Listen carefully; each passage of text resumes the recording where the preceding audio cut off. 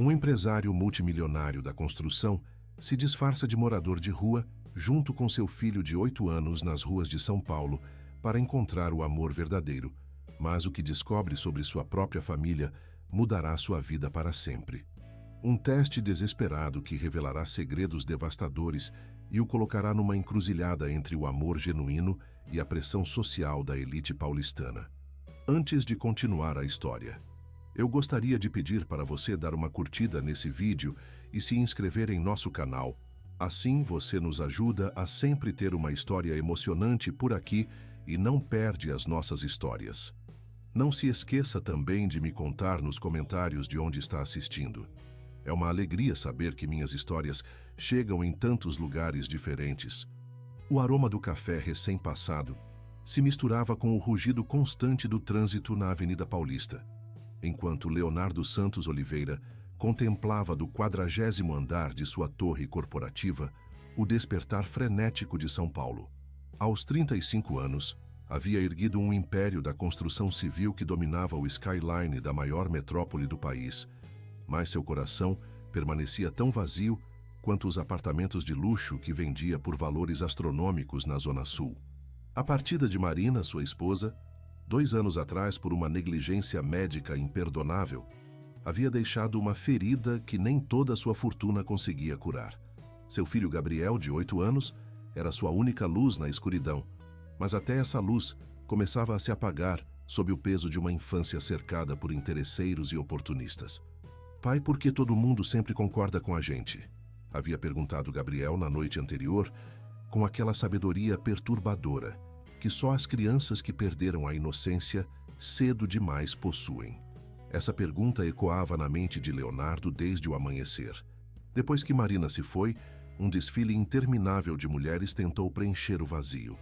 Atrizes da Globo, socialites dos jardins, viúvas endinheiradas de Alphaville, todas com sorrisos perfeitos e intenções tão transparentes quanto o vidro blindado de seu escritório. Nenhuma olhava para Gabriel como mais do que um obstáculo no caminho para a fortuna familiar. A ideia surgiu como uma epifania durante o café da manhã em seu triplex, no Itaim Bibi. Se queria encontrar alguém que os amasse por quem realmente eram, não pelo que possuíam, precisaria eliminar a variável que corrompia toda a equação humana: o dinheiro. Gabriel, disse, ajoelhando-se diante do filho na varanda com vista para o Ibirapuera. Que tal fazermos um experimento? Os olhos escuros do menino brilharam de curiosidade. Que tipo de experimento, pai? Vamos fingir ser pessoas diferentes por um tempo. Pessoas sem dinheiro, que precisam de ajuda.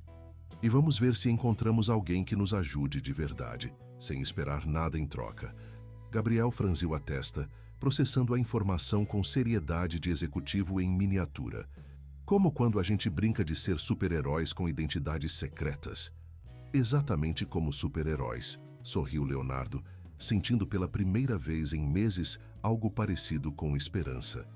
Mas esse jogo pode durar mais tempo. Os preparativos levaram uma semana. Leonardo comprou roupas usadas no Bom Retiro, estudou os trejeitos e sotaque das classes trabalhadoras paulistanas, até praticou caminhar diferente, com os ombros mais curvados, o olhar mais baixo, o passo mais arrastado do cansaço crônico. Sua assistente pessoal, única cúmplice nessa farsa, organizou todos os detalhes logísticos. O primeiro dia nas ruas foi um choque brutal contra a realidade. O sol escaldante de março sobre o concreto da Praça da Sé, enquanto pai e filho se sentavam próximos à Catedral Metropolitana com um papelão escrito: "Por favor, nos ajudem. Deus abençoe." A indiferença era ensurdecedora. Milhares de paulistanos passavam a cada hora. Executivos correndo para o metrô, estudantes apressados para a USP, turistas distraídos fotografando a arquitetura, e a maioria nem sequer os enxergava. Alguns jogavam moedas sem parar, como quem alimenta pombos na praça. "Pai, é assim que os pobres vivem?" sussurrou Gabriel depois de 3 horas sob o sol implacável. "É assim, campeão", respondeu Leonardo, sentindo uma pontada de culpa por expor seu filho a essa realidade crua, mas sabendo que era necessário. "Mas estamos procurando alguém especial. Alguém que nos veja como pessoas, não como um problema." Nas semanas seguintes, estabeleceram uma rotina. 3 dias por semana se transformavam em Léo e Biel, pai e filho, em situação de rua que procuravam trabalho e comida em diferentes pontos da cidade. Nos outros dias, Leonardo administrava seu império das sombras, mantendo as aparências em seu mundo de cristal e mármore. O contraste era devastador. Em seu escritório na Faria Lima, o tratavam como uma divindade menor. Cada palavra sua era lei. Cada capricho se realizava instantaneamente. Nas ruas do centro, era invisível, mais uma estatística na epidemia de desigualdade que assolava até a cidade mais rica do Brasil. Mas, gradualmente, começaram a perceber padrões. Havia quem dava por pena, quem dava por culpa, quem dava para se sentir superior. E depois estavam os raros, os especiais, que paravam para perguntar nomes, para conversar, para tratar pai e filho como seres humanos dignos. Foi numa dessas tardes sufocantes de abril, quando o calor transformava o asfalto numa chapa e o desespero começava a fazer moça em sua determinação, que ela apareceu. Joana Silva tinha acabado de sair do turno de limpeza nos escritórios do Copacabana e caminhava para a estação de metrô República, com os pés doloridos e o uniforme encharcado de suor. Aos 26 anos, havia aprendido a ser seletiva com sua compaixão. Não podia ajudar a todos numa cidade de 12 milhões, mas sempre tentava ajudar alguém. Quando viu o homem e a criança sentados perto da entrada do metrô, algo no seu interior se mexeu. Talvez fosse a maneira como o pai mantinha um braço protetor ao redor do pequeno, ou talvez a forma como o menino se agarrava a um livro surrado como se fosse seu tesouro mais precioso. Havia algo diferente neles. Aproximou-se devagar, consciente de que sua aparência também denunciava sua origem humilde. "Boa tarde", disse com a cordialidade característica do seu sotaque nordestino. "Como vocês estão?" Leonardo ergueu o olhar, preparado para o roteiro que havia aperfeiçoado durante semanas, mas as palavras emperraram na garganta. A mulher que o observava tinha olhos que brilhavam com bondade genuína, não com a piedade condescendente à qual se acostumara. Estamos bem, senhora", conseguiu dizer finalmente. "Só procurando uma ajudinha para comer alguma coisa." Joana se agachou até ficar na altura de Gabriel. "E você como se chama, pequeno?" "Biel", respondeu o menino, seguindo o script, mas com um sorriso totalmente verdadeiro. "E esse é meu pai, Léo." "Prazer em conhecê-los, Biel. Eu sou Joana." Ela se levantou e procurou na bolsa, tirando uma nota de R$ 50. Provavelmente tudo que tinha para o jantar. "Peguem e comprem alguma coisa boa para comer. E se amanhã vocês estiverem por aqui, eu passo nesse mesmo horário. Talvez possa trazer alguma coisa caseira." Enquanto ela se afastava em direção ao metrô, Leonardo ficou olhando com uma mistura de espanto e algo mais profundo que não sentia desde Marina. Ela não havia perguntado por que estavam na rua, não havia dado sermões sobre procurar emprego, não os fizera sentir como objetos de caridade. Os havia tratado como pessoas. "Pai, eu gostei dessa moça", disse Gabriel contando e recontando a nota com fascínio. "Ela fala gostoso e cheira a sabonete." "Eu também gostei, campeão", murmurou Leonardo, sabendo naquele momento que o experimento tinha tomado um rumo que jamais planejara. Havia vindo procurando bondade, mas encontrou algo muito mais perigoso, a possibilidade do amor verdadeiro. Naquela noite, em seu triplex no Itaim, enquanto Gabriel dormia em sua cama de seda importada e ele contemplava as luzes da cidade da sua cobertura, Leonardo se perguntou se estava preparado para as consequências do que havia posto em movimento. Pela primeira vez em 2 anos, se sentira completamente vivo, mas também completamente vulnerável. E num pequeno apartamento na cidade Tiradentes, Joana Silva adormeceu, pensando nos olhos tristes daquele homem e no sorriso luminoso de seu filhinho, sem saber que acabara de conhecer o dono da metade dos prédios que limpava todo dia, sonhando ambos com um amanhã melhor na metrópole que nunca dorme. Como prometera, Joana apareceu no dia seguinte no mesmo horário próximo à entrada do metrô República. Trazia consigo uma garrafa térmica com café e alguns pães de açúcar embrulhados em papel alumínio. O sorriso que iluminou o rosto de Gabriel ao vê-la foi tão genuíno que Leonardo sentiu uma dor aguda no peito. "Tia Joana!" gritou o menino, correndo em sua direção com uma alegria que não demonstrava em casa há semanas. "Oi, Biel", respondeu ela, agachando-se para receber seu abraço. "Trouxe uns pães que fiz ontem à noite. Estão fresquinhos."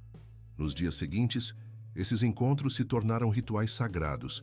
Joana chegava sempre no mesmo horário, sempre com alguma coisa para comer, sempre com tempo para conversar. Aos poucos, Leonardo foi construindo a história de Léo, um pedreiro desempregado do interior que havia chegado a São Paulo atrás de oportunidades. "E a mãe do Biel?" perguntou Joana numa sexta-feira à tarde, enquanto observava o menino brincar com carrinhos feitos de latinhas que havia encontrado. Ela se foi para o céu faz 2 anos, respondeu Leonardo, e a tristeza em sua voz não era fingida. "Por isso a gente está sozinho. Por isso às vezes fica tudo muito difícil." A mão de Joana procurou a dele e a apertou suavemente. "Vocês não estão sozinhos", disse com uma firmeza que o surpreendeu. "Deus nunca abandona quem tem o coração limpo, e o Biel é um anjo." Durante essas conversas, Leonardo começou a conhecer a história de Joana. Havia chegado do Ceará aos 18 anos, depois de perder os pais num acidente. Trabalhava limpando escritórios desde então, juntando dinheiro centavo por centavo, para um dia montar uma lanchonete.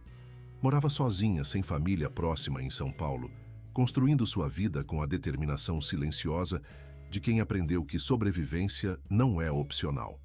"Você nunca se casou?" se atreveu a perguntar Leonardo numa tarde. Joana corou ligeiramente. "Quase", admitiu.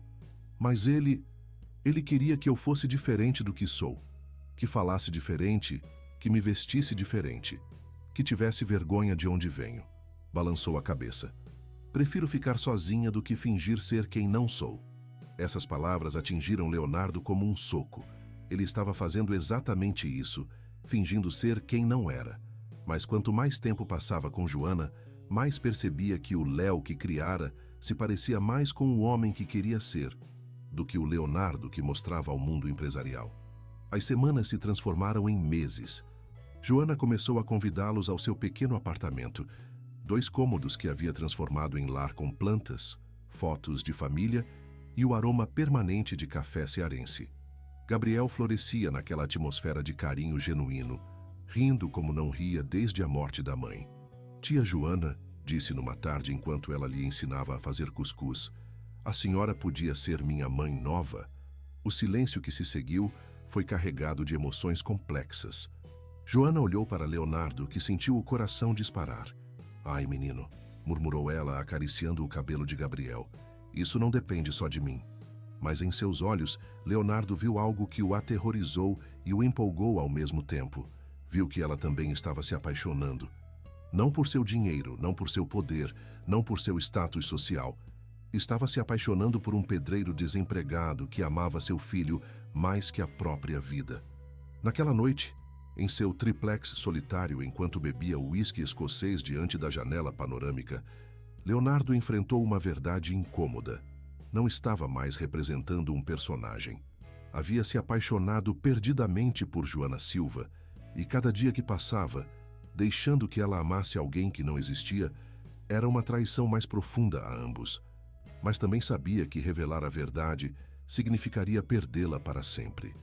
Não por ganância ou interesse, mas por algo muito pior, pela dor devastadora de descobrir que o homem por quem estava se apaixonando havia construído todo o relacionamento sobre uma mentira fundamental. Enquanto isso, na mansão familiar em Alphaville, Dr. Edmundo Santos começava a suspeitar das ausências cada vez mais frequentes do filho. O patriarca de 65 anos, que havia construído seu império imobiliário com punho de ferro e astúcia implacável, não havia chegado onde estava sendo ingênuo sobre motivações humanas. Seus investigadores particulares logo lhe trouxeram informações perturbadoras, fotos de Leonardo disfarçado nas ruas do centro, vídeos de seus encontros com uma mulher da classe trabalhadora, relatórios detalhados sobre cada momento desse experimento que seu filho acreditava manter em segredo. "Isso é completamente inaceitável", resmungou Dr. Edmundo, estudando as fotografias com nojo. Os santos não podem se dar ao luxo desses escândalos. Precisamos parar essa loucura antes que arruine tudo que construímos.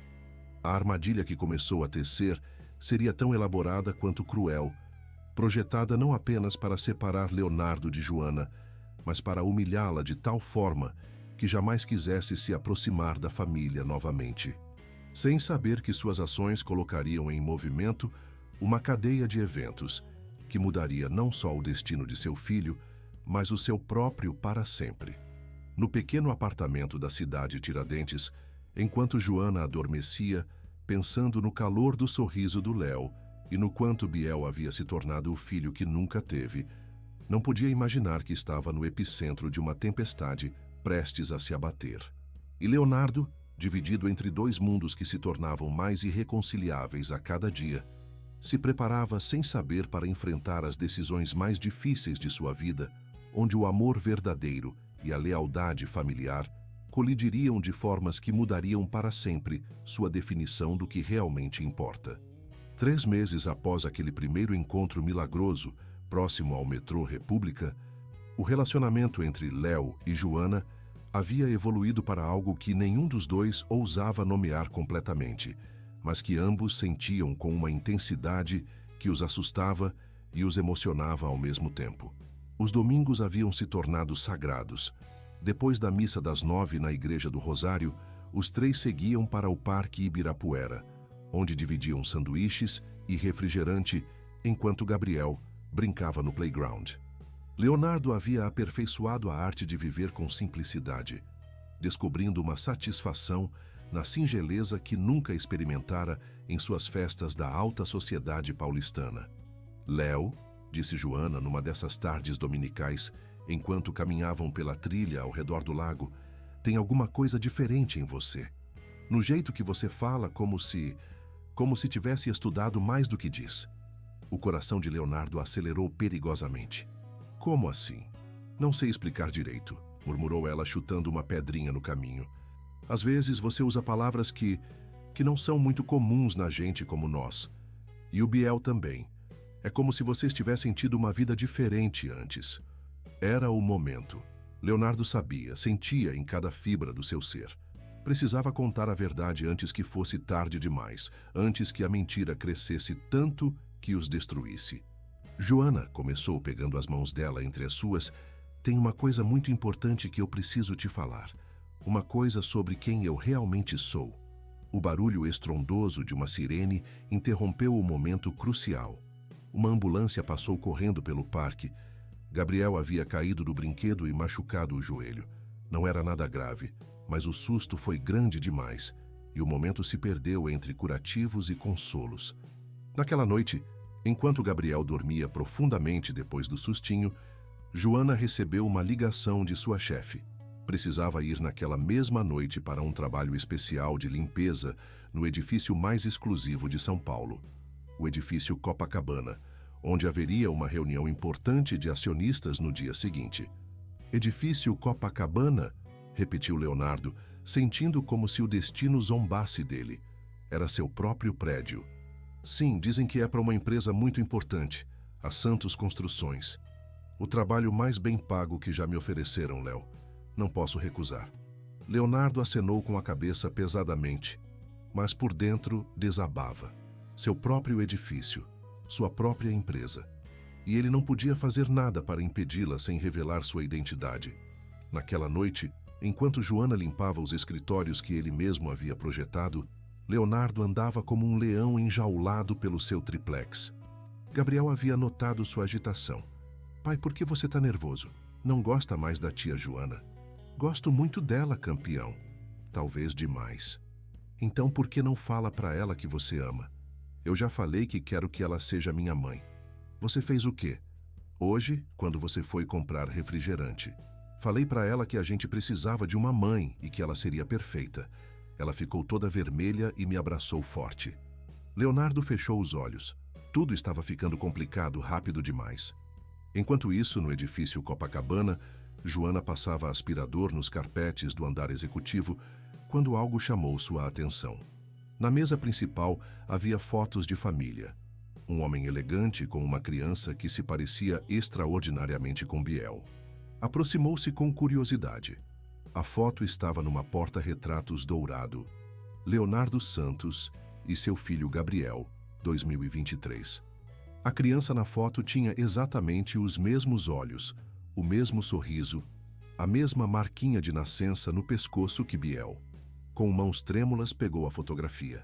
A semelhança era impossível de ignorar, mas ainda mais perturbador era a semelhança do homem na foto com Léo, apesar do terno caro e do corte de cabelo diferente. "O que você está fazendo aqui?" Joana se assustou, derrubando a foto. Na porta estava um homem mais velho, distinto, com olhos frios que a avaliavam como se fosse um inseto. Eu tô limpando, doutor. Me mandaram da empresa de limpeza. E o que estava fazendo mexendo em documentos particulares da minha mesa? Não estava mexendo em nada, doutor. Só me chamou a atenção a foto. O menino parece muito com uma criança que eu conheço. Dr. Edmundo sorriu, mas não foi um sorriso agradável. "Ah, é? E como se chama essa criança?" "Biel", respondeu Joana sem pensar, ainda chocada pela descoberta. "Muito interessante", murmurou o Dr. Edmundo. "É extremamente interessante." Nos minutos seguintes, o patriarca submeteu Joana a um interrogatório sutil, mas implacável. Ela, achando que estava apenas fazendo conversa educada com o patrão, revelou sem perceber toda a história do seu relacionamento com Léo e Biel. Dr. Edmundo escutou cada palavra com a atenção de um caçador que finalmente encontrou sua presa. "Senhorita", disse no final, "receio que tenha sido vítima de um engano muito elaborado. Esse homem que conhece como Léo é, na verdade, meu filho Leonardo, um dos empresários mais ricos de São Paulo. E a criança que chama de Biel é meu neto Gabriel." O mundo de Joana tremeu. Isso é impossível, doutor. Léo é pedreiro.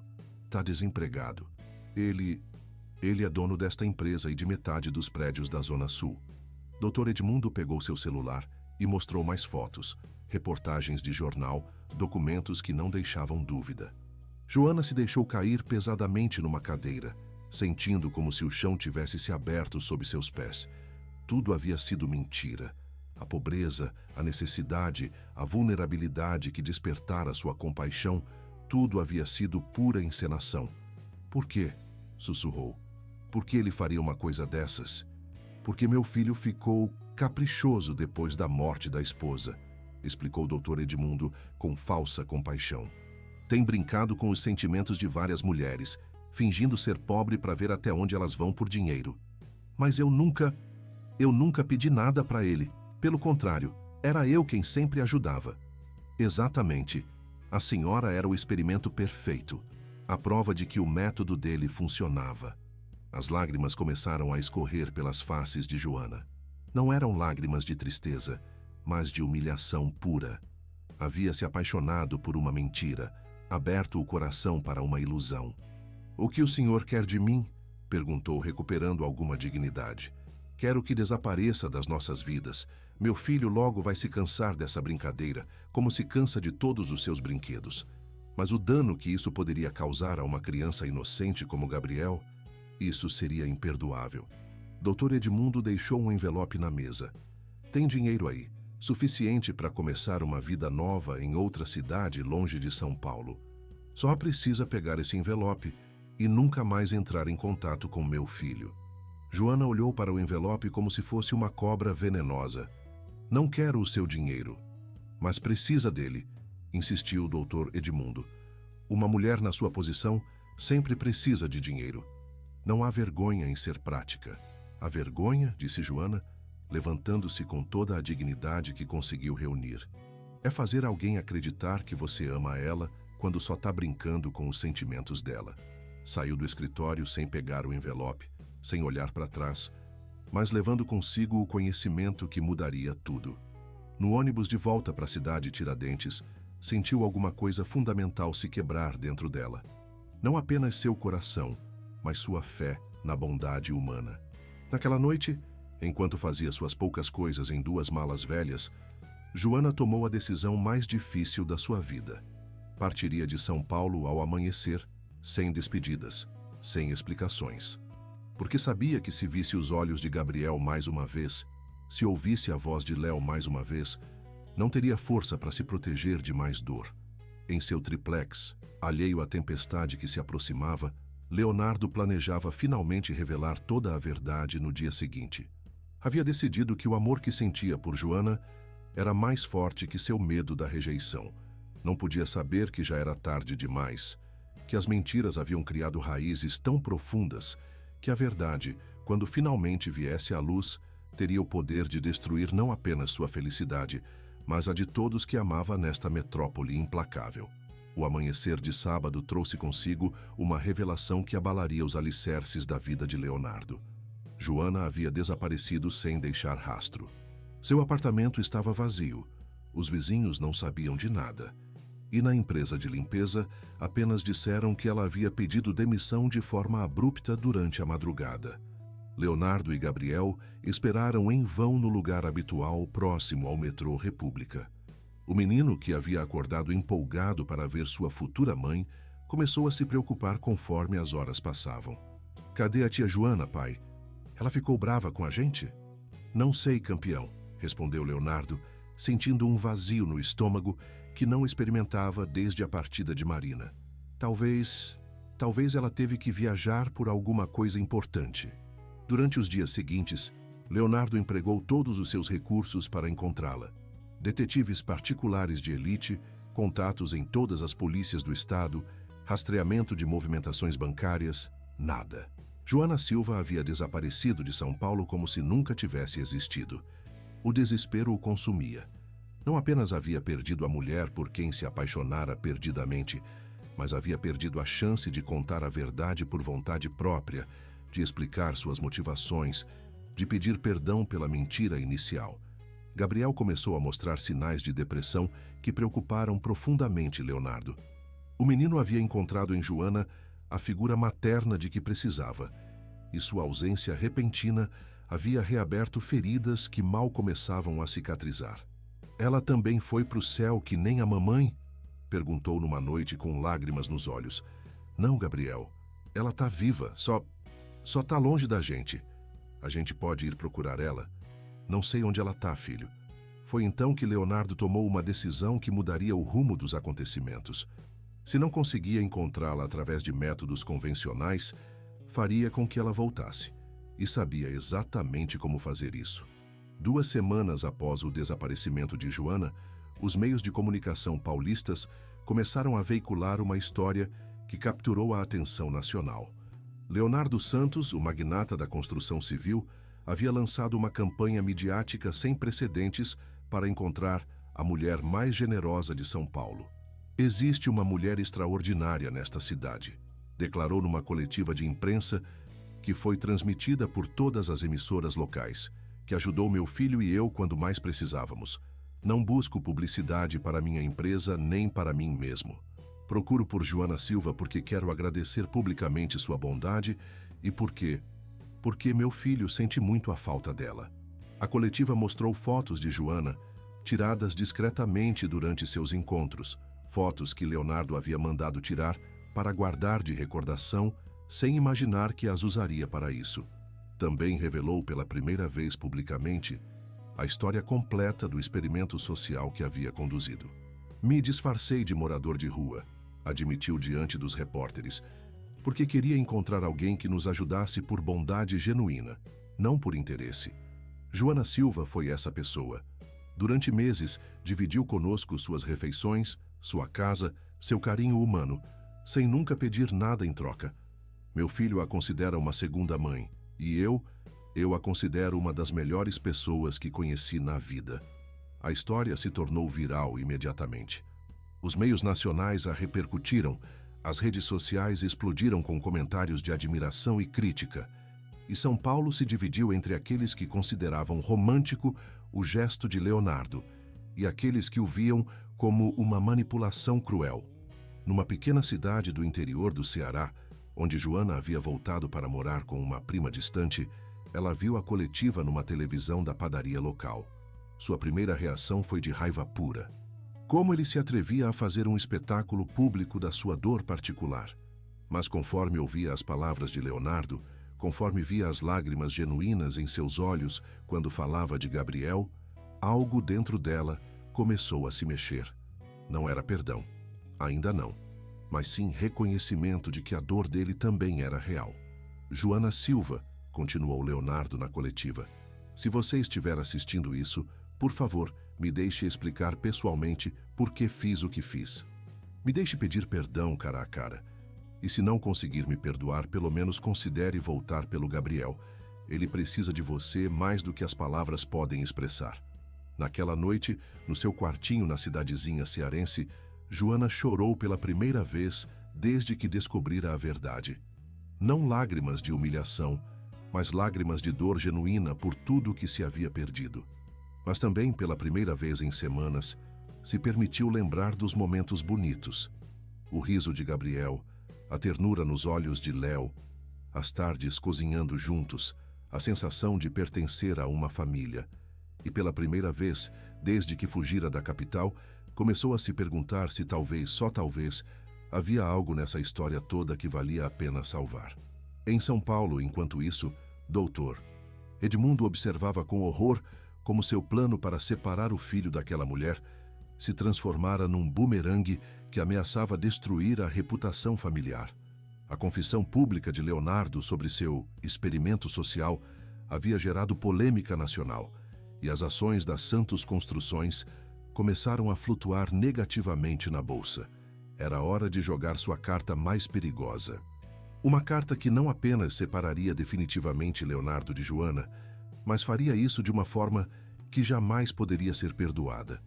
Sem que Leonardo soubesse, Dr. Edmundo havia começado a mover cordas nas sombras, preparando uma armadilha tão elaborada e cruel que mudaria para sempre as definições que todos tinham de moralidade e justiça.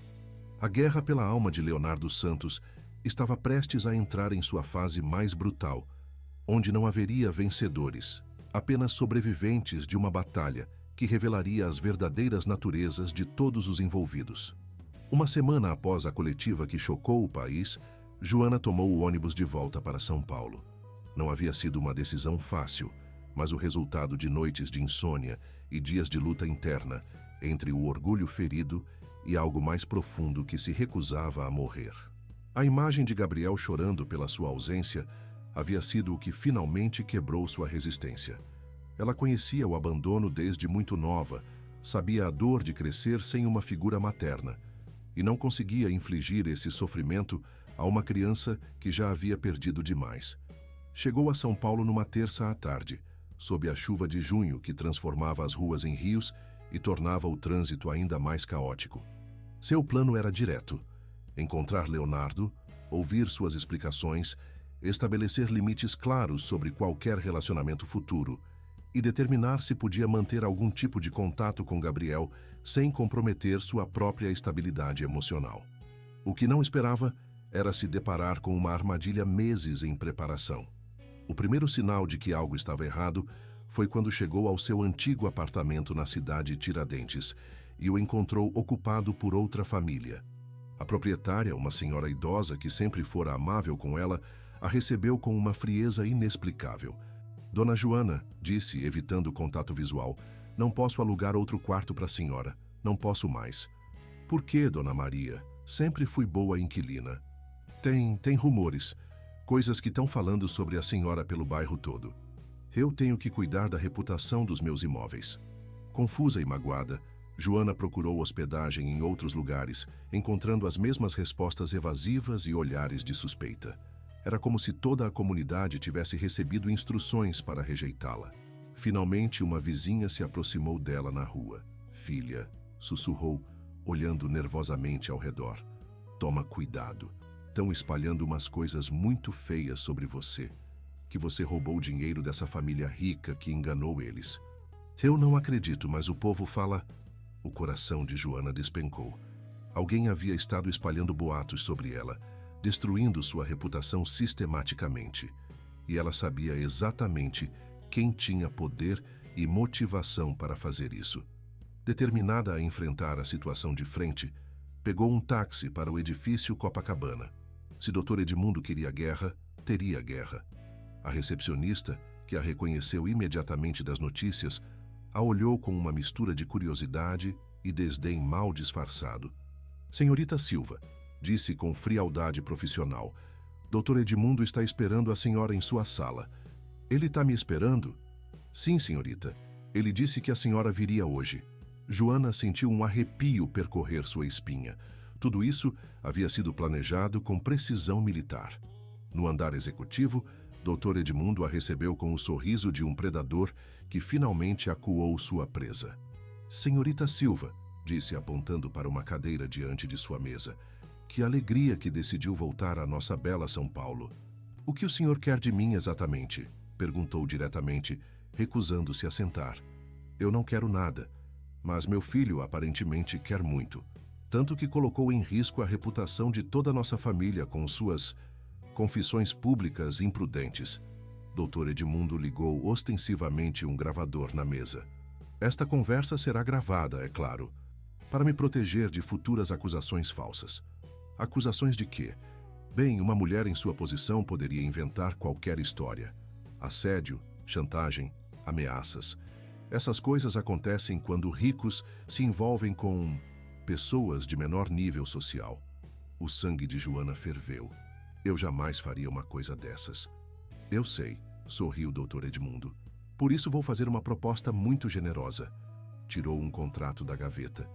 Meu filho está obsessivo com a senhora. Essa obsessão o está deixando irracional. Está afetando suas decisões empresariais. Está prejudicando meu neto. Ele precisa ser curado dessa obsessão. O que está propondo exatamente? 1 ano de trabalho em nossa empresa. Um salário excelente, muito melhor do que conseguiria limpando escritórios. Em troca, a senhora será assistente pessoal do meu filho. Ficará perto dele o tempo que ele quiser. E quando ele finalmente se cansar da senhora, e vai se cansar, sempre se cansa, partirá de São Paulo para sempre com dinheiro suficiente para começar uma nova vida onde quiser. Joana leu o contrato com indignação crescente. As cláusulas eram humilhantes. Teria que estar disponível 24 horas. Não poderia recusar nenhuma solicitação razoável do chefe e estaria proibida de falar sobre seu relacionamento com os Santos para qualquer pessoa externa. Isso é como se o senhor tivesse me comprando. Exatamente, confirmou o Dr. Edmundo sem se abalar. Porque isso é o que mulheres como a senhora são para homens como meu filho. Entretenimento temporário. A diferença é que estou sendo honesto sobre isso. E se eu recusar? O sorriso de Dr. Edmundo ficou gelado. Bem, os rumores que têm circulado sobre a senhora se tornariam mais específicos. Haveria evidências fotográficas da senhora entrando e saindo de hotéis com homens casados. Depoimentos juramentados de pessoas respeitáveis sobre suas atividades, digamos, questionáveis. Seu histórico de crédito mostraria dívidas enormes que inexplicavelmente desapareceram depois de conhecer meu filho. E isso seria fabricar evidências falsas. Seria falso? Uma mulher desesperada conhece um milionário. De repente, seus problemas financeiros desaparecem. Que conclusão qualquer pessoa razoável tiraria? Joana percebeu com horror a profundidade da armadilha.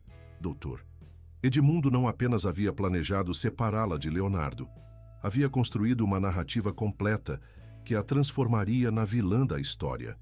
Meu filho está apaixonado por uma fantasia, continuou o Dr. Edmundo, pela ideia de uma mulher pura e desinteressada que não existe.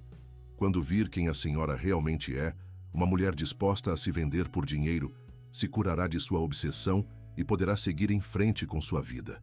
Leonardo jamais acreditaria nessas mentiras sobre mim. Não? Então talvez devesse se perguntar por que não a procurou pessoalmente. Por que, apesar de todo o seu desespero público, não apareceu na sua porta. Talvez porque uma parte dele já suspeite da verdade. O golpe foi certeiro. Joana havia se perguntado exatamente isso desde que voltara à cidade. A senhora tem 24 horas para decidir, disse Dr. Edmundo, guardando o contrato. Depois disso, os rumores se tornam provas, e as provas se tornam verdade. Pelo menos no que diz respeito a qualquer tribunal de justiça ou opinião pública. Naquela noite, num hotel barato perto da rodoviária do Tietê, Joana enfrentou a decisão mais difícil de sua vida. Podia fugir de novo, mas os tentáculos de Dr. Edmundo provavelmente a seguiriam. Podia ficar e lutar, mas com que armas contra um homem com recursos ilimitados? Ou podia aceitar o contrato e jogar o jogo pelas regras dele, esperando encontrar uma forma de revelar a verdade antes que fosse tarde demais. No seu triplex, alheio à guerra sendo travada por sua alma, Leonardo contemplava as luzes de São Paulo da sua varanda, segurando uma foto de Joana e imaginando todas as explicações possíveis para seu silêncio. Gabriel havia parado de perguntar por ela, mas Leonardo sabia que o menino chorava escondido durante a noite. A culpa o consumia. Culpa por ter mentido. Culpa por ter exposto seu filho a essa perda. Culpa por ter sido tão egoísta em sua busca pelo amor verdadeiro. O que nenhum dos dois sabia era que no dia seguinte, quando Joana finalmente aceitasse o contrato de Dr. Edmundo, seria posto em movimento o estágio final de uma manipulação tão elaborada que mudaria para sempre suas definições de amor, lealdade e redenção. O destino de todos eles agora dependia de saber se o amor genuíno poderia sobreviver às mentiras mais sofisticadas e às manipulações mais despiadosas que poder e dinheiro podem comprar. No dia seguinte, Joana assinou o contrato, mas fez isso com uma resolução que Dr. Edmundo não havia previsto em seus cálculos. Se ia ser destruída, se certificaria de levar consigo toda a verdade sobre as manipulações da família Santos. A batalha final pelo amor verdadeiro estava prestes a começar na maior metrópole da América do Sul. O primeiro dia de Joana como assistente pessoal de Leonardo foi um estudo doloroso em contrastes. Chegou ao edifício Copacabana vestida com um terno que Dr. Edmundo havia insistido em comprar, elegante, mas não exagerado, profissional, mas com toques que sugeriam disponibilidade. Leonardo estava numa videoconferência com investidores japoneses quando ela chegou, e a recepcionista a conduziu diretamente ao escritório executivo. Enquanto esperava, Joana observou o espaço com olhos diferentes daquela noite quando descobrira a verdade. Agora via o poder por trás do luxo, a frieza calculada por trás da elegância. Quando Leonardo finalmente entrou e a viu, sua reação foi exatamente o que Dr. Edmundo havia previsto: choque total, alegria avassaladora, confusão profunda e, finalmente, uma suspeita crescente. Joana, murmurou, como se estivesse vendo uma aparição. O que você está fazendo aqui? Trabalho aqui agora, respondeu ela, mantendo a voz profissionalmente neutra. Sou sua nova assistente pessoal. Minha o quê? A confusão de Leonardo era genuína. Eu não contratei assistente nenhuma. Seu pai contratou, por você. Nesse momento, doutor Edmundo apareceu na porta com o sorriso satisfeito de quem moveu todas as peças certas no tabuleiro. Filho, permita-me apresentar oficialmente a senhorita Silva. Depois de sua demonstração pública de afeto por ela, decidi contratá-la. Achei que seria melhor tê-la por perto, onde você possa interagir com ela de forma apropriada e profissional. Leonardo olhou entre seu pai e Joana, sentindo as correntes subterrâneas de uma manipulação que não compreendia completamente. Pai, preciso falar com você, a sós. Claro. Senhorita Silva, que tal se familiarizar com sua nova mesa? Fica bem ali fora do escritório do Leonardo. Quando ficaram sozinhos, Leonardo explodiu. Que diabo está acontecendo aqui? Por que você a contratou? Porque você queria ela, filho, e eu sempre tento te dar o que você quer. Não dessa forma. Isso é humilhante para ela. E para mim, humilhante. Oferecemos um emprego excelente, mais bem pago que qualquer coisa que ela conseguiria sozinha. Não é isso que pessoas que se amam fazem? Ajudar a melhorar a vida de quem importa para elas? Leonardo sentiu a armadilha se fechando, mas não conseguia ver todos os seus componentes. Quero falar com ela, a sós. Claro, mas lembre-se, filho, agora ela é sua funcionária. Existem limites apropriados que devem ser mantidos. Durante os dias seguintes, Leonardo descobriu o quão diabolicamente brilhante havia sido a estratégia de seu pai. Joana estava ali, a metros de distância, todos os dias. Podia vê-la, falar com ela, mas sempre dentro do contexto artificial de chefe e empregada. Cada tentativa de conversa pessoal era interrompida por telefonemas, reuniões urgentes ou a presença de outros funcionários. Quando finalmente conseguia momentos privados com ela, Joana se mostrava profissional, mas distante, como se tivesse construído muros invisíveis ao redor do coração. Joana, disse numa tarde, quando todos os outros haviam saído do escritório, a gente precisa conversar sobre o que aconteceu, sobre por que você sumiu. Sou sua assistente, Sr. Santos, respondeu ela, sem levantar os olhos dos documentos que organizava. Não acho que minha vida pessoal seja apropriada para discutir no trabalho. Não me chama de Sr. Santos. Sou o Léo. Sou o mesmo homem que... O senhor nunca foi Léo, o interrompeu, finalmente olhando diretamente para ele. Léo era pobre. Léo era vulnerável. Léo precisava de ajuda. O senhor é Leonardo Santos, o homem mais rico de São Paulo que se diverte fingindo ser outra pessoa. A acusação doeu porque tinha elementos de verdade, mas Leonardo sabia que havia muito mais na história. É por isso que você aceitou esse emprego? Para me punir? Pela primeira vez, a máscara profissional perfeita de Joana rachou ligeiramente. Aceitei esse emprego porque não tinha alternativa nenhuma. Sempre tem alternativas. Não quando seu pai se certifica de que não tenham. Foi então que Leonardo começou a entender a verdadeira dimensão da manipulação de Dr. Edmundo. Nas semanas seguintes, começou a investigar discretamente. Descobriu os rumores que haviam sido espalhados sobre Joana, as portas que haviam sido sistematicamente fechadas para ela, a rede completa de destruição reputacional que havia sido tecida com precisão cirúrgica. Enquanto isso, a dinâmica entre eles começou a mudar sutilmente. Apesar da situação artificial, momentos de conexão genuína filtravam através das barreiras profissionais. Um sorriso compartilhado durante uma ligação difícil. Uma conversa espontânea sobre um livro que ambos haviam lido. A preocupação genuína de Joana quando Leonardo ficava trabalhando até muito tarde. E então, chegou a tarde em que Gabriel apareceu no escritório. O menino havia convencido o motorista a levá-lo para ver o pai depois da escola. Mas o que realmente queria era verificar se os rumores dos funcionários domésticos eram verdadeiros, que a tia Joana havia voltado. Quando a viu na mesa, a expressão de pura alegria que iluminou seu rosto foi como um soco no coração de ambos os adultos. "Tia Joana!" gritou, correndo em direção a ela, sem se importar com protocolos de escritório. Joana o recebeu nos braços, e por um momento, todas as pretensões e barreiras desabaram completamente. Era apenas uma mulher que amava uma criança, e uma criança que havia sentido uma saudade desesperadora da única figura materna que lembrava claramente.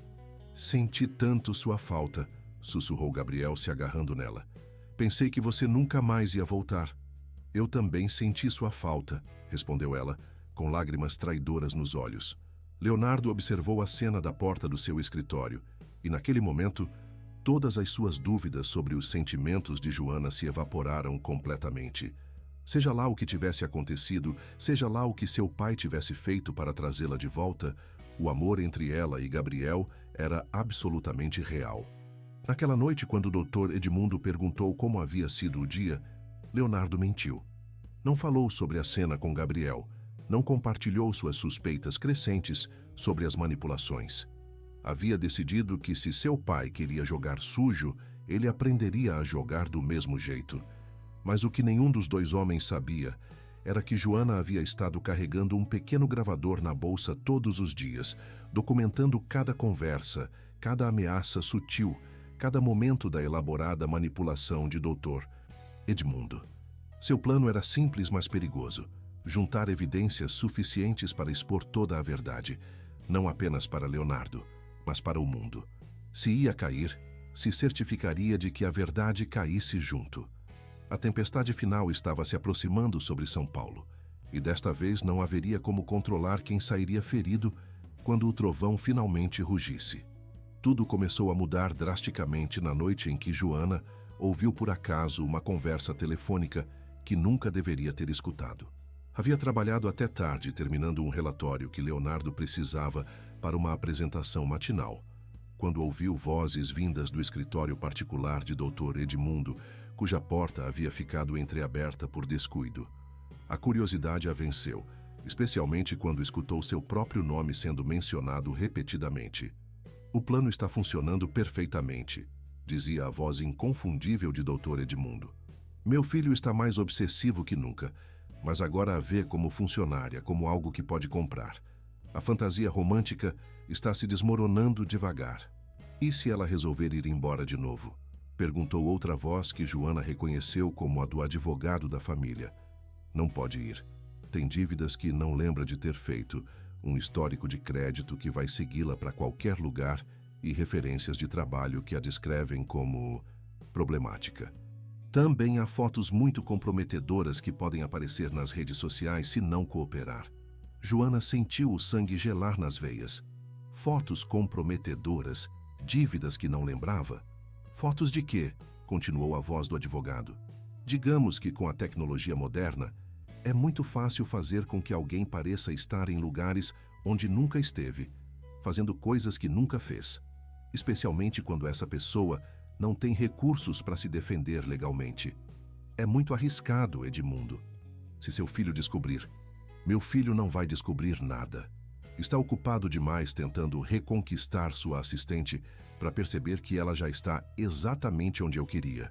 Em alguns meses, quando a obsessão dele virar rotina, vai perceber que não há diferença entre comprar o tempo dela e comprar o amor dela. Aí poderá seguir em frente com a vida." Joana recuou silenciosamente, com o coração batendo tão forte que tinha medo de que pudessem ouvi-la. Agora entendia a magnitude total da armadilha.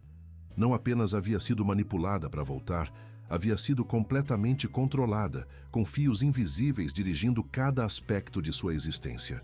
Mas também percebeu outra coisa. Leonardo não sabia de nada disso. O comportamento dele nas últimas semanas, que ela havia interpretado como arrogância ou condescendência, era na verdade confusão genuína sobre a situação toda.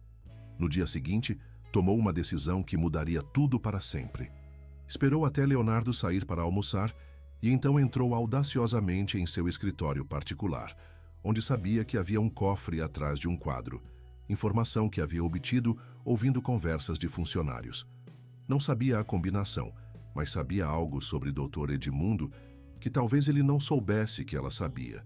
Havia visto documentos com a data de nascimento de Marina, a esposa falecida de Leonardo, escrita como lembrete para alguma comemoração anual. Homens sentimentais frequentemente usam datas importantes como senhas. O cofre abriu na primeira tentativa. Dentro, encontrou documentos que confirmaram suas piores suspeitas e revelaram outras que não havia imaginado. Havia fotografias completamente falsificadas dela, em situações comprometedoras, contratos de dívida com sua assinatura perfeitamente falsificada, relatórios de investigadores particulares sobre sua vida pessoal e algo que a fez tremer: um plano detalhado, com datas e objetivos intitulado Operação Desilusão. O plano não apenas detalhava como haviam orquestrado seu retorno e manipulado completamente sua situação de trabalho. Também incluía a fase final, um escândalo público projetado para humilhá-la tão profunda e publicamente que Leonardo a rejeitaria completamente e ela não teria outra opção senão desaparecer para sempre. Mas havia mais. Numa pasta separada, encontrou documentos revelando que Dr. Edmundo havia estado manipulando as finanças da empresa de formas que prejudicavam Leonardo. Contratos que haviam sido assinados em seu nome sem seu conhecimento, investimentos arriscadíssimos feitos com dinheiro da empresa e, o mais chocante, evidência de que Dr. Edmundo havia estado desviando fundos para financiar suas manipulações pessoais. Joana fotografou tudo com seu celular, com as mãos tremendo tanto que teve que repetir várias fotos. Quando terminou, colocou tudo de volta no lugar e fechou o cofre. Naquela tarde, quando Leonardo voltou do almoço, a encontrou trabalhando com uma determinação que não havia mostrado em semanas. "Joana", disse, se aproximando da mesa dela, "a gente podia conversar depois do expediente. Tem umas coisas importantes que preciso te falar. Coisas que tenho tentado falar desde que você voltou. Ela levantou o olhar e Leonardo se surpreendeu ao ver uma faísca nos olhos dela, que havia estado ausente. Sim, respondeu com firmeza. Acho que é hora mesmo da gente conversar, mas não aqui. Conhece algum lugar onde a gente possa ter certeza de que ninguém vai escutar? A pergunta o surpreendeu. Certeza de que ninguém vai escutar? Por quê? Porque tenho umas coisas para te mostrar que vão mudar tudo o que você acha que sabe sobre sua família. Naquela noite, num pequeno restaurante em Pinheiros, longe das torres de vidro e ouvidos indiscretos, Joana mostrou a Leonardo as fotos que havia tirado dos documentos. A reação dele foi devastadora de se presenciar. Primeiro, incredulidade total. Depois, raiva. Depois, uma tristeza profunda que pareceu envelhecê-lo anos em minutos. Meu próprio pai, murmurou, segurando o telefone com mãos que tremiam enquanto revisava as imagens. Meu próprio pai me traiu assim. Leonardo, disse Joana suavemente, tem mais uma coisa que você precisa saber. Sobre por que eu realmente fui embora da primeira vez. E então, pela primeira vez, contou toda a verdade sobre aquela noite no escritório. O confronto com o Dr. Edmundo, as chantagens e ameaças, o medo que a havia levado a fugir sem explicações. Quando ela terminou de falar, Leonardo tinha lágrimas nos olhos. Me perdoa, sussurrou. Me perdoa por ter te exposto a isso, por ter mentido desde o começo, por não ter tido coragem de te proteger da minha própria família. A mentira no início, eu entendo por que você fez, respondeu Joana. Mas o que seu pai fez depois, isso é imperdoável. O que a gente vai fazer? Joana segurou as mãos de Leonardo nas suas e, pela primeira vez em meses, sentiu a conexão real entre eles, sem barreiras artificiais nem manipulações externas. Nós vamos lutar, disse com uma firmeza que surpreendeu a ambos. Vamos expor toda a verdade, tudo. E vamos nos certificar de que ele nunca mais possa machucar outra pessoa do jeito que machucou a gente. Naquela noite, pela primeira vez desde que se conheceram como Léo e Joana, dormiram sob o mesmo teto, não como chefe e funcionária, não como rico e pobre, mas como duas pessoas que haviam encontrado no outro algo genuíno no meio de um mundo de mentiras. Mas sabiam que a batalha de verdade estava apenas começando. O confronto final chegou de uma forma que nenhum deles havia previsto. Dr. Edmundo, suspeitando que algo havia mudado fundamentalmente na dinâmica entre Leonardo e Joana, decidiu acelerar dramaticamente seu plano e executar a fase final da Operação Desilusão. 3 dias depois da conversa reveladora em Pinheiros, enquanto Joana trabalhava em sua mesa, recebeu uma ligação do saguão do prédio. Senhorita Silva, tem pessoas da polícia aqui que precisam falar com a senhora. O coração de Joana parou. Havia estado esperando algo assim, mas não tão cedo. Quando desceu ao saguão, encontrou 2 detetives e um oficial uniformizado, junto com o Dr. Edmundo, que tinha uma expressão de tristeza perfeitamente encenada. Senhorita Silva, disse um dos detetives, precisamos que venha conosco para responder algumas perguntas sobre certas irregularidades financeiras. Que tipo de irregularidades? Houve denúncias de que a senhora tem feito chantagem com membros desta família, explicou o detetive, mostrando uma pasta cheia de documentos. Temos evidência fotográfica de reuniões clandestinas, transferências de dinheiro suspeitas e depoimentos de que tem ameaçado tornar públicas informações particulares a menos que receba quantias consideráveis. Joana olhou diretamente para Dr. Edmundo, que manteve sua expressão de dor fingida perfeitamente calibrada. Tudo isso é completamente falso, disse ela, mas sabia que soaria exatamente como o que uma pessoa culpada diria. Senhorita, interveio o doutor. Edmundo com voz quebrada. Eu entendo que você e meu filho desenvolveram sentimentos, mas isso foi longe demais. Não posso permitir que continue fazendo chantagem com minha família. Nesse momento, as portas do elevador se abriram e saiu Leonardo, que havia sido alertado pela comoção no saguão. Ao ver a cena, sua primeira reação foi de confusão, mas quando ouviu as acusações, seu rosto se transformou numa máscara de fúria gelada. Oficial, disse se aproximando do grupo. Sou Leonardo Santos, CEO desta empresa. Antes que proceda com esta prisão, há algumas coisas que precisa saber. Filho, interveio o doutor. Edmundo rapidamente. Eu entendo que isso é doloroso, mas você não pode deixar que seus sentimentos... Pai, o interrompeu Leonardo, com uma voz que fez todos no saguão ficarem em silêncio. Você é que vai precisar de advogado. Tirou seu celular e mostrou as fotos que Joana havia tirado dos documentos do cofre. Oficial, tudo que meu pai mostrou é evidência completamente fabricada. E tenho todas as provas para demonstrar isso. O que se seguiu foi um dos confrontos públicos mais dramáticos da história recente de São Paulo.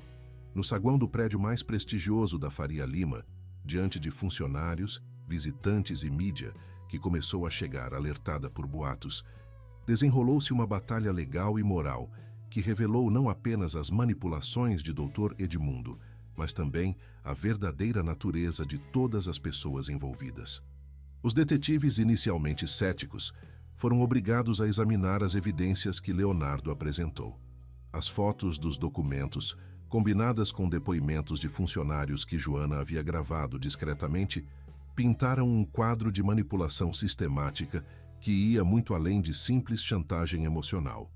Doutor Edmundo Santos, disse finalmente o detetive principal, vai ter que nos acompanhar para responder algumas perguntas sobre fraude, falsificação de documentos, peculato e manipulação de evidências.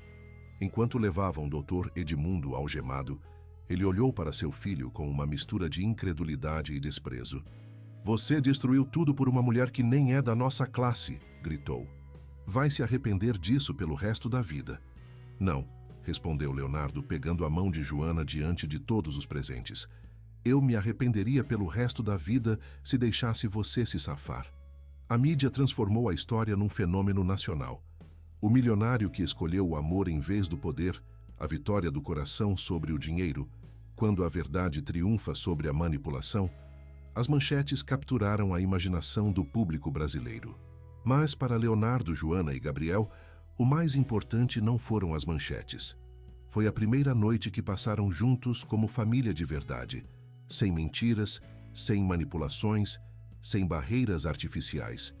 Na nova casa que haviam comprado em Campos do Jordão, longe da agitação de São Paulo, os três se sentaram para jantar juntos pela primeira vez como família oficial.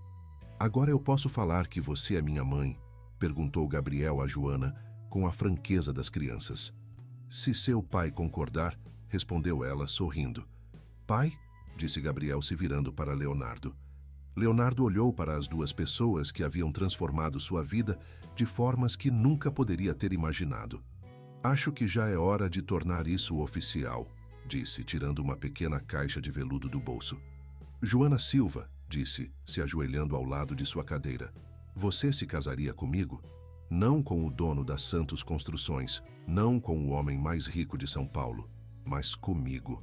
Com o Léo, que continua sendo parte de quem eu sou. Com o homem que aprendeu com você que amor verdadeiro não pode ser comprado, falsificado ou manipulado. A resposta de Joana foi um beijo que selou não apenas seu noivado, mas também o fim de uma história que havia começado com mentiras, mas encontrado seu caminho para a verdade mais pura. 6 meses depois, quando se casaram numa cerimônia simples na Igreja do Rosário, com Gabriel como pajem e metade do país assistindo, Leonardo refletiu sobre a jornada extraordinária que os havia trazido até ali. Havia começado procurando alguém que o amasse, sem conhecer sua riqueza. Encontrou não apenas isso, mas também alguém que o havia amado o suficiente para lutar por ele, que tivera coragem de enfrentar a manipulação mais sofisticada com nada além de verdade e determinação. E Joana, que havia começado simplesmente tentando ajudar um pai e filho necessitados, descobriu que às vezes o amor chega disfarçado e que as melhores histórias de amor não são as que começam com honestidade perfeita,